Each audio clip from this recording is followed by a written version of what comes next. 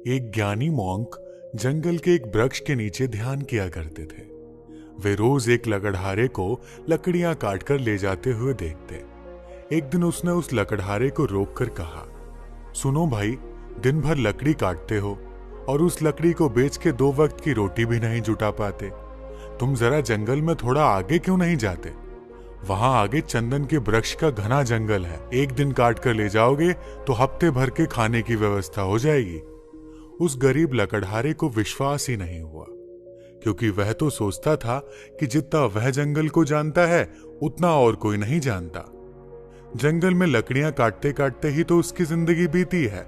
यह साधु यहाँ इस वृक्ष के नीचे बैठा रहता है, इसको क्या खाक पता होगा जंगल के बारे में। मानने का मन तो नहीं हुआ, लेकिन फिर सोचा कि नुकसान ही क्या है। कौन जाने, शायद वह सन्यासी ठीक कह रहा हो। फिर झूठ भी कहेगा क्यों? शांत आदमी मालूम पड़ता है, दयालु भी लगता है, और इससे पहले कभी बोला भी नहीं है। एक बार प्रयोग करके देखने में क्या जाता है। साधु की बातों पर विश्वास करके वह लकड़हारा जंगल में आगे गया। जब वह वहां से लौटा तो साधु के चरणों में सिर रख दिया और कहा, मुझे क्षमा करना, मेरे मन में बहुत संदेह आया था, क्योंकि मैं सोचता था कि मुझसे ज्यादा इस जंगल के बारे में और कौन जानता है। मेरा बाप भी लकड़हारा था, उसका बाप भी लकड़हारा था। हम इसी जंगल में लकड़ियां काट काट कर अपना गुजारा कर रहे हैं। कभी यह सोचा ही नहीं कि इससे आगे भी शायद कुछ हो सकता है। मैं भी कैसा अभागा हूं। काश पहले पता चल जाता तो आधी जिंदगी गरीबी में न गुजारनी पड़ती। साधु ने कहा, कोई फिक्र मत करो, जब जागो तभी सवेरा है।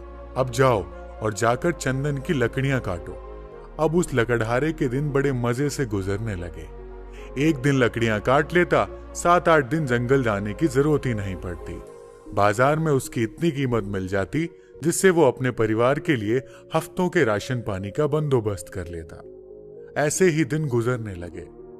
लकड़हारा हफ्ते में एक दिन जंगल जाता, चंदन की लकड़ियां काटता और जाकर उन्हें बाजार में बेच देता।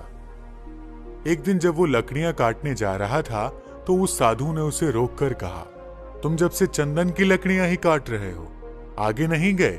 तुम्हारे मन में कभी यह सवाल नहीं आता कि इससे आगे भी कुछ हो सकता है? यह तो मेरे मन में सवाल ही नहीं आया कि चंदन के आगे भी कुछ हो सकता है, लकड़हारे ने कहा। साधु ने कहा, चंदन के आगे जरा जाओ तो वहां चांदी की खदान है। लकड़ियां काटना छोड़ो, एक दिन ले जाओगे 2-4 महीने के लिए हो जाएगा। अब तो वह साधु पर भरोसा करने लगा था। बिना कुछ सोचे समझे वह वहां से भागा। वहां जाकर उसने देखा तो वह हैरान रह गया। वहां तो सचमुच एक चांदी की खदान थी। वह खुशी से उछलने लगा। अब तो वह 4-5 महीने में एक बार आता, चांदी लेता और अगले 4-5 महीने आराम से रहता।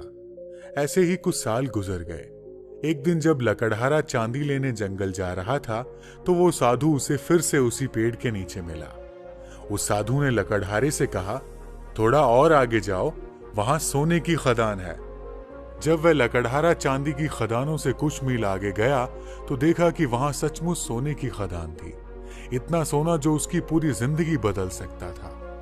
सोने की खदान का पता चल जाने के बाद अब लकड़हारा एक बार सोना ले जाता और साल भर तक जंगल ही नहीं आता। उसकी जिंदगी बड़े आराम से गुजर रही थी। ऐसे ही कुछ साल गुजर गए। सालों बाद जब एक दिन वह लकड़हारा जंगल में सोने की खदान की तरफ जा रहा था तो उसे फिर वह मॉन्क मिला, जो कि एक पेड़ के नीचे बैठकर ध्यान कर रहा था। जब उस मॉन्क ने लकड़हारे को सोने की खान की ओर जाते हुए देखा तो बोला, तुम कभी जागोगे कि नहीं, या मुझे ही हर बार तुम्हें जगाना पड़ेगा? तुम्हें खुद अपनी तरफ से सवाल नहीं उठता? मन में जिज्ञासा नहीं उठती कि आगे जाकर देखें कि क्या है? लकड़हारे ने कहा, मैं भी मंद बुद्धि, मुझे ये सवाल ही नहीं आया।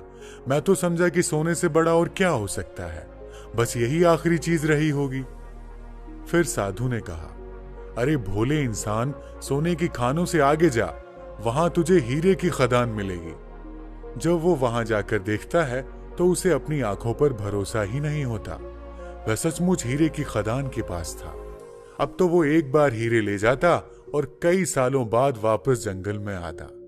समय के साथ वह लकड़हारा भी बूढ़ा हो गया था। एक दिन जब वह हीरे लेकर जंगल से वापस आ रहा था तो उसी पेड़ के नीचे उसे फिर से वही साधु मिला।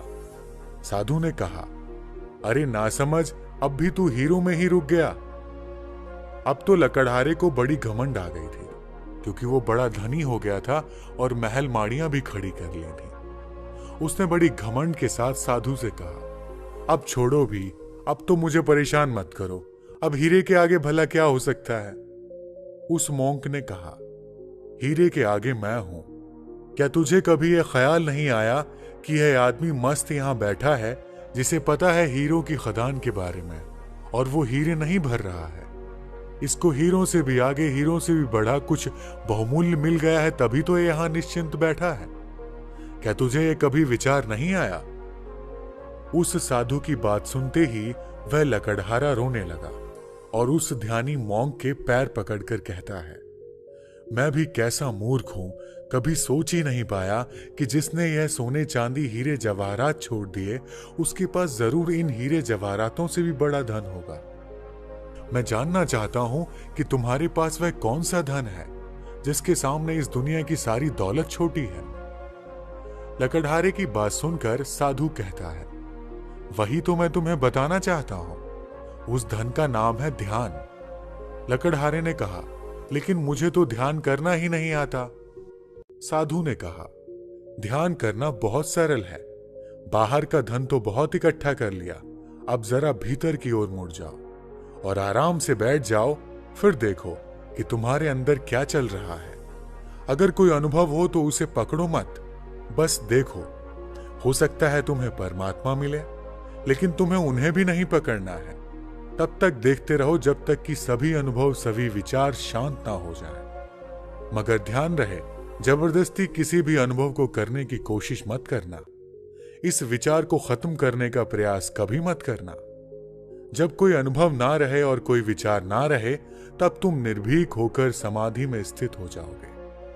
फिर इधर उधर नहीं भटकोगे और तभी केवल शून्य होगा, और उस शून्य में ही चलता है बोध का दिया, आत्मज्ञान का दिया। ध्यान करने के लिए एक चीज जो सबसे महत्वपूर्ण है वो है धैर्य।